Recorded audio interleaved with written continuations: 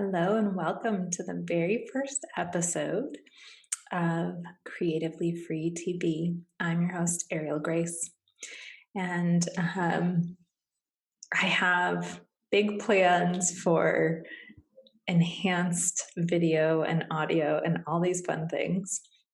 And I didn't want to let those stop me or block me, which is going to be a big part of the um, purpose of a lot of these episodes.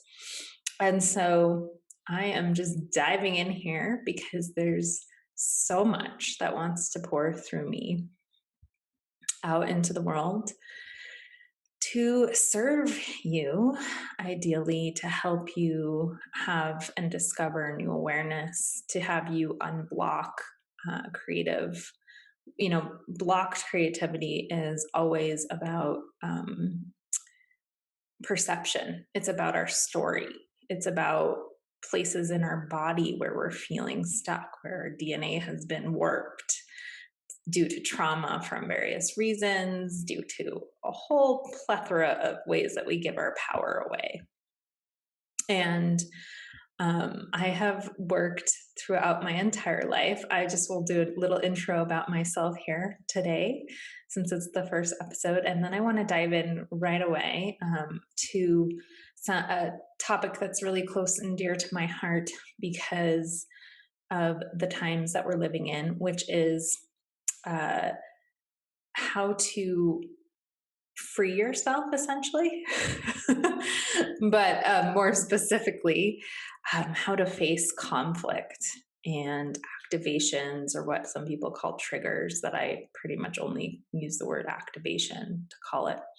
So when you get a part of yourself gets angsty or activated, and then you go through a series of energetic and emotional responses in the world, how can you work with that in ways that return you to love? Because they're always fear-based. So I'm going to give you a really direct practice today around that.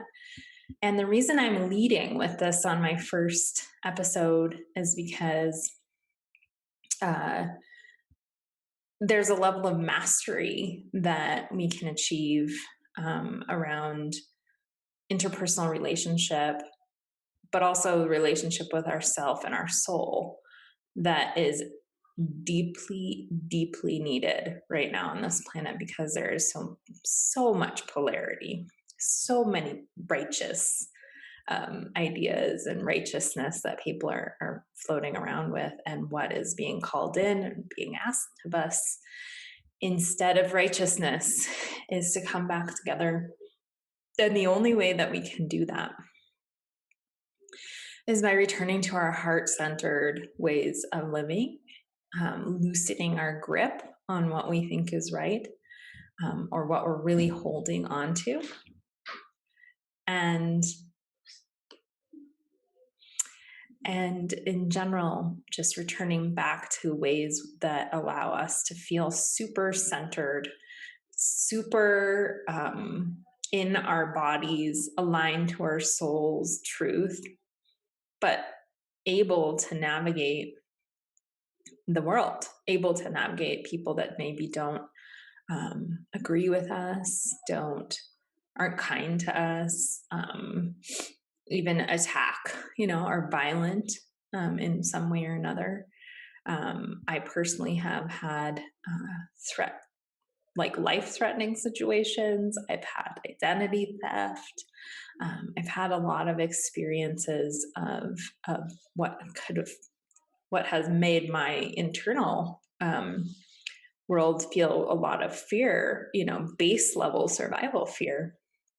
And when that happens to folks in their life, which is the case for, unfortunately, many, many, many, many millions, maybe billions of people that are still in a survival space in life and have, life circumstances that feel threatening, is that we create coping mechanisms to protect ourselves.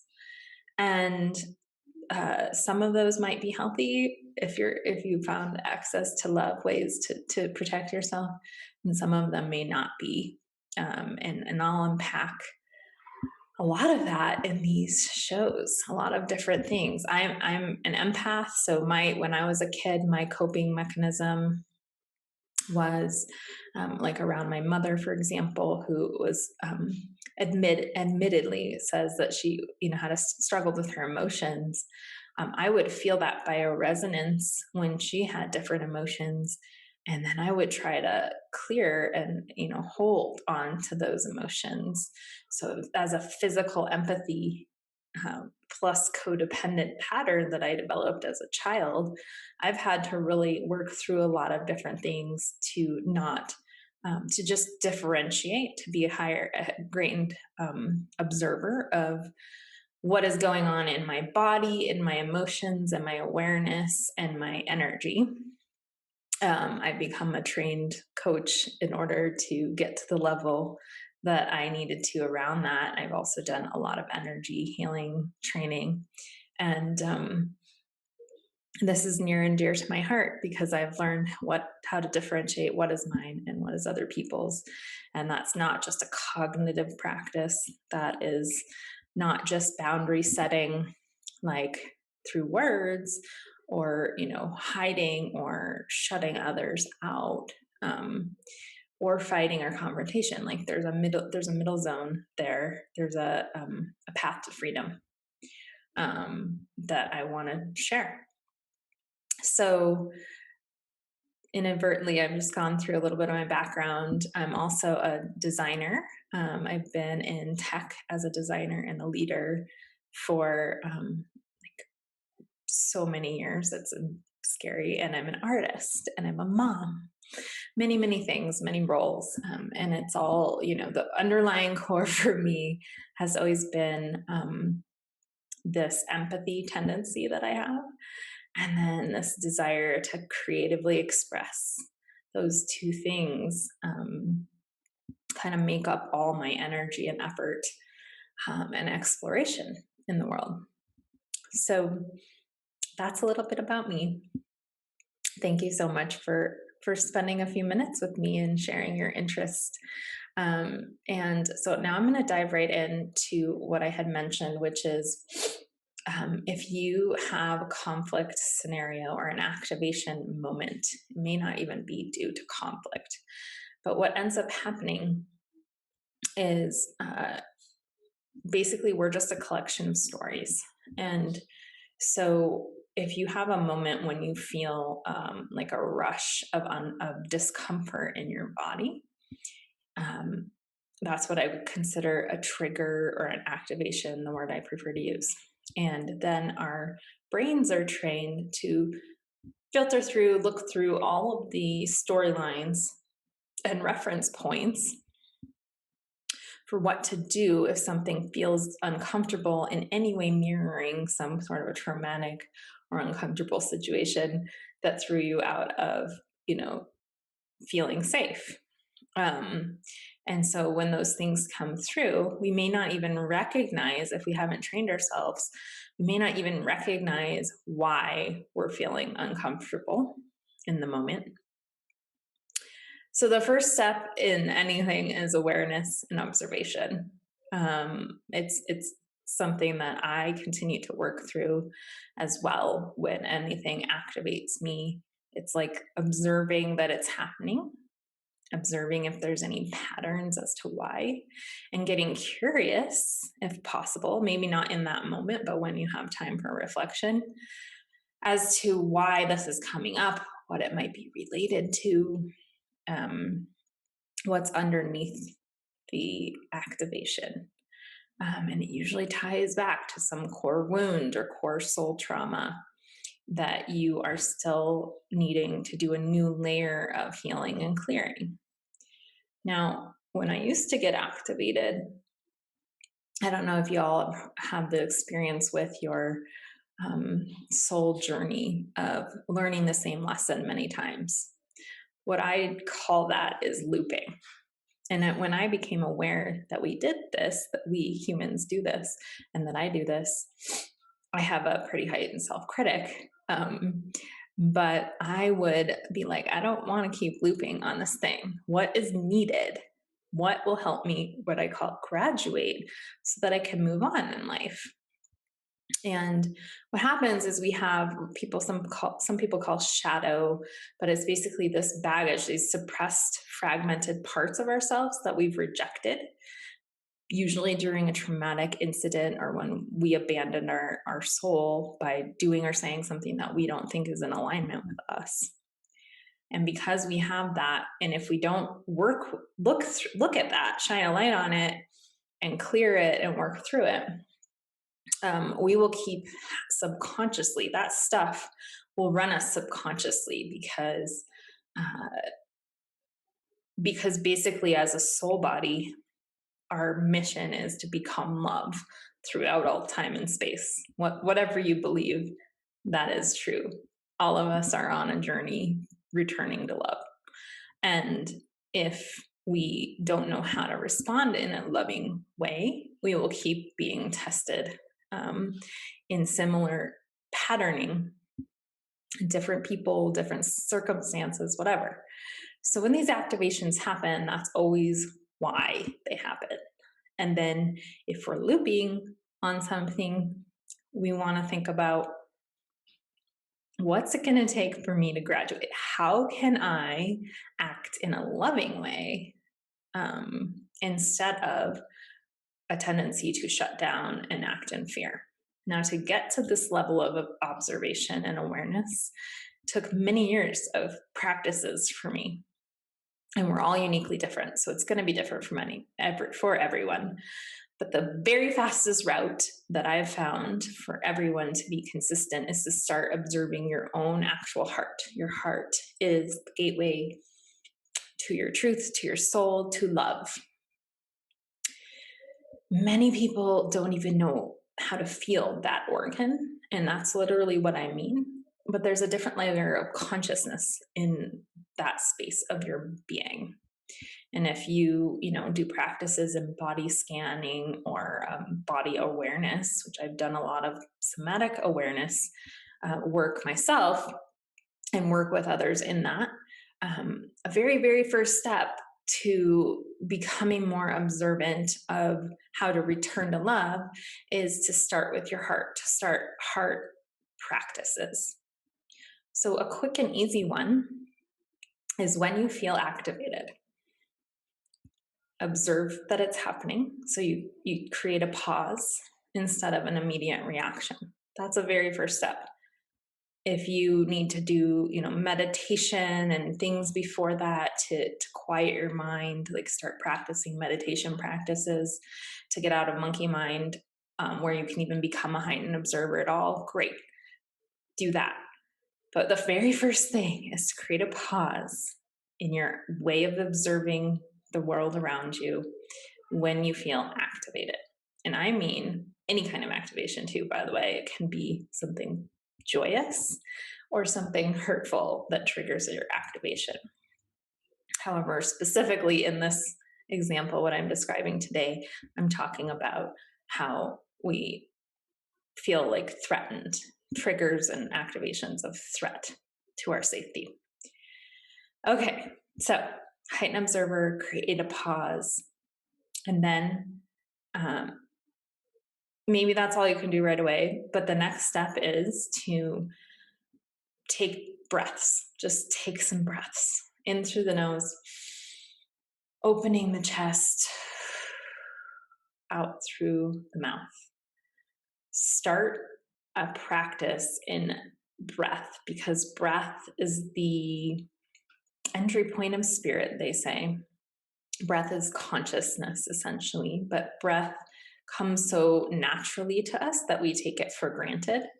And so when we slow it down, or when we make some observation that we can have a say in our breath,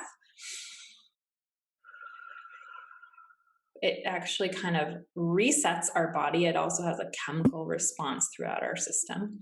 And there's all different layers and levels of breathwork practices that you can do, but that's a great starting point. That's a simple access. Now we're warming ourselves up to calming down if we're activated.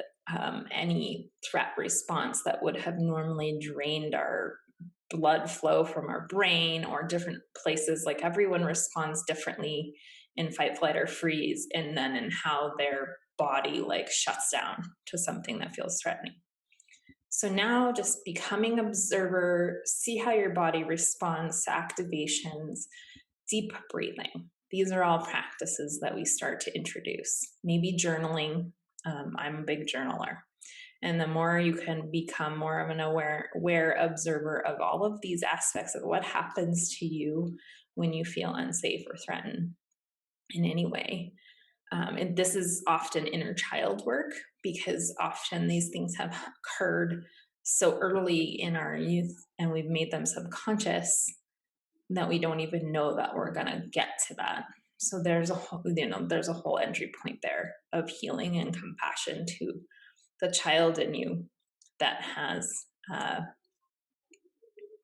whatever your story has gone through that feeling of non-safety.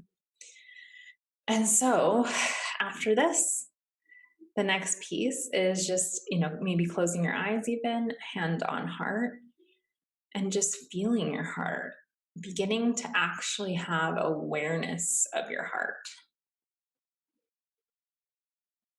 Once you start, if you have numbness and you don't feel your heart, that's okay. And once you start to do this practice enough, starting to ask your heart questions, simple questions. What do I want? What do I need in this moment? And then specific to the more advanced practice around conflict resolution is training yourself to observe that activation, take a higher perspective, and maybe observe that the other person is activated or unconscious of their own righteousness or bias or whatever way that they may be activated. You zoom out and just see that they maybe don't have as much awareness on that. Will also give you access to compassion and pull you out of the story a little bit so you can create space. And then the breathing, the heart activation, all of this will move you back into a more centered space. And then what I tend to do is, and this is, you can have very extreme responses come through. I've had a lot of years of practice here with large emotional landscapes. And so you could be feeling fury and rage, right? And you feel it, but you do this practice enough so that you create a pause, so that you create a space, so that you know that that is just energy, not the story, not the past pain, not the current activation. And when you can get to that level of awareness, you can transmute any energy that's moving through you and clear it and return to a state of love. It takes time, but that's essentially what we're always cycling through, is how can I not respond in a fear or injury-based response? How can I transmute this and respond with love?